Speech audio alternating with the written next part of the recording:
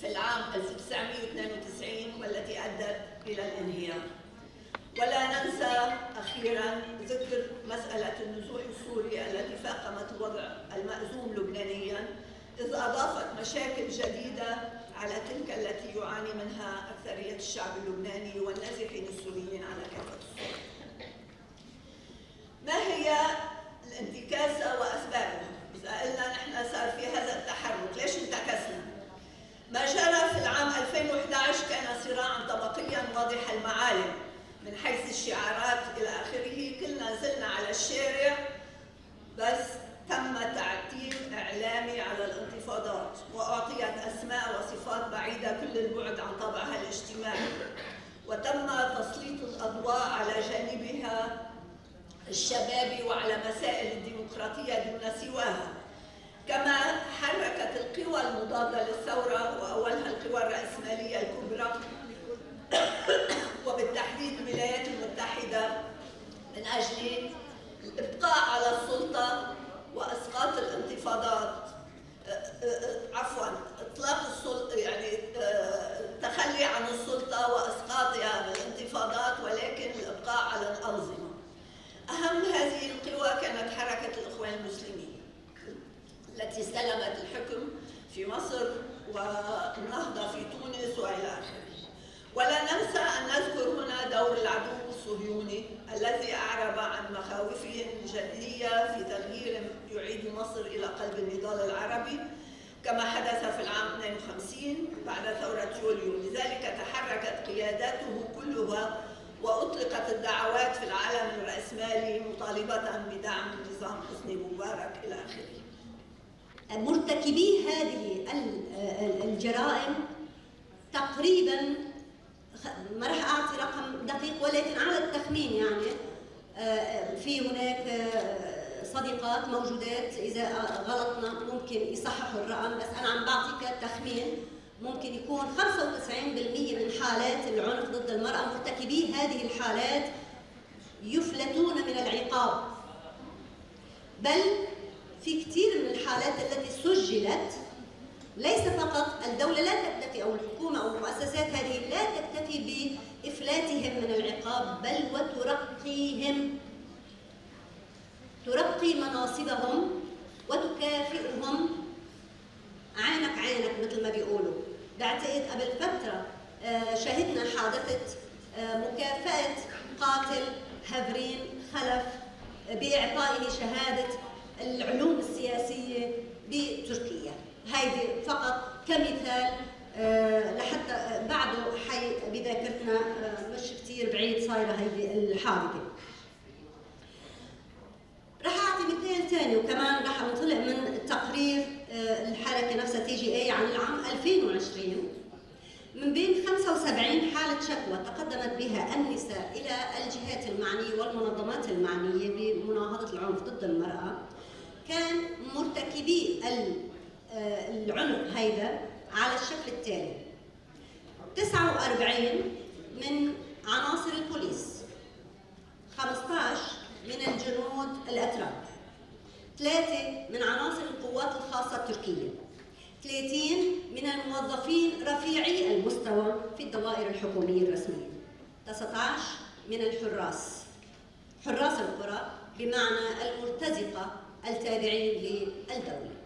هيدا المثال كمان بيوضح لنا انه قد في تعنيف ممنهج برعايه وبدعم لوجستي وبكل انواع الدعم من قبل الدوله، وهذا الامر ينطبق على النساء الكرديات اكثر بكثير بنسبه مضاعفه جدا عن من دون النساء من المكونات او الهويات الاخرى ضمن تركيا، لان في هناك سياسه خاصه مثل ما قلنا.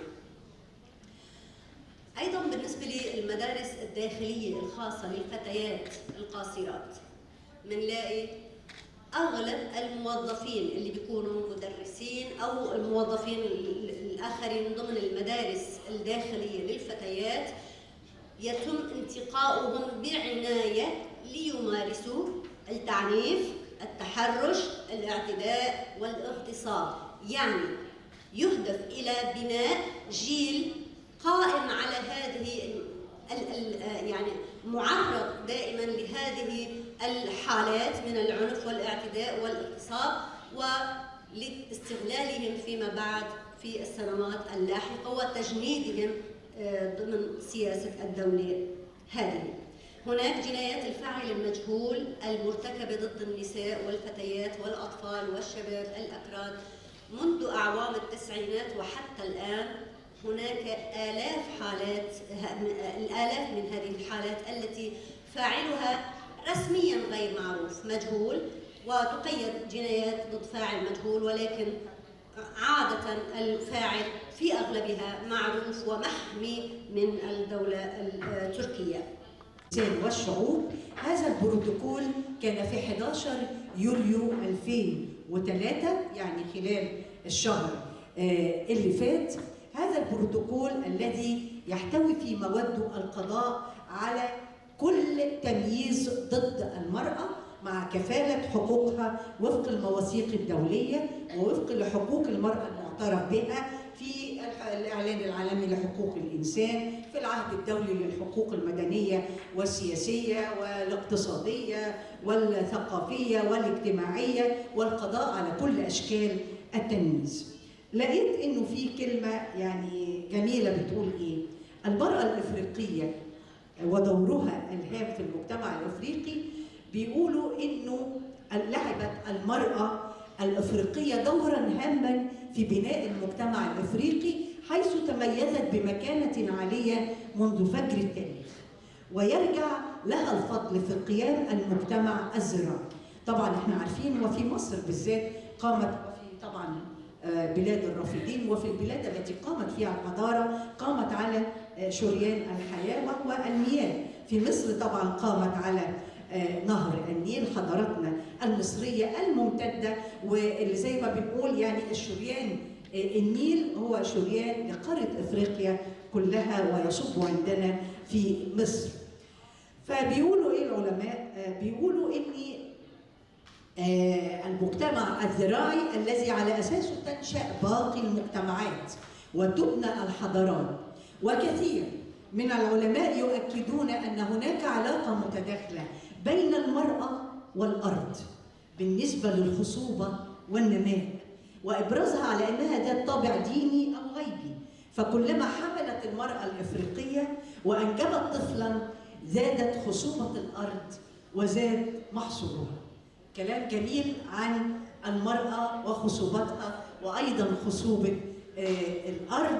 وأنا الحقيقة يعني بعيداً كده عن الموضوع كان في أمثلة كثيرة منها يعني ازاي ارتباط المرأة بخصوبة الأرض، وأمثلة كده. قريت كتاب كبير قوي عن الأمثلة واتضح إن معظمه من إفريقيا. بعض ما نعتقده الآن والأمثلة التي نكررها وجدتها أنها نتيجة يعني عادات وموروثات القارة الإفريقية. ومنها مثلا يعني زي هنا إن المرأة يعني الزراعة تنمو لما المرأة تلد أو تنجب. منها مثلا اللي الملك اللي يجي وما تجيش ما تنزلش المطر يتقتل، لان يعني هم رايهم ان هو المسؤول عن المطر ايضا وعن يعني الزراعه وحاجات كتيره. We have to remind ourselves constantly, be the 99%. If we don't realize soon how powerful we can be together, if we don't fight for our common goals, for our common hopes and dreams, for a better world, all we will leave behind for the future generation is a misery and destruction. But I deeply believe, hand in hand, we have to change our nightmare to a beautiful dream that one day will become a reality, only if all of us united and work together. In Kurdish, Jina means given life.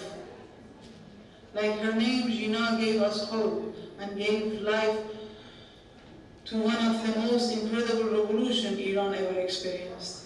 A feminist revolution that inspired so many revolutionary women all around the world.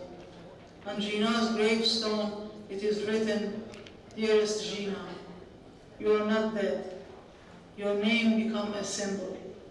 Like all the brave women and men who are risking their lives to to overthrow the Islamic Republic of Iran. They say enough is enough. Jina has become the code name for the revolution in Iran, a feminist revolution.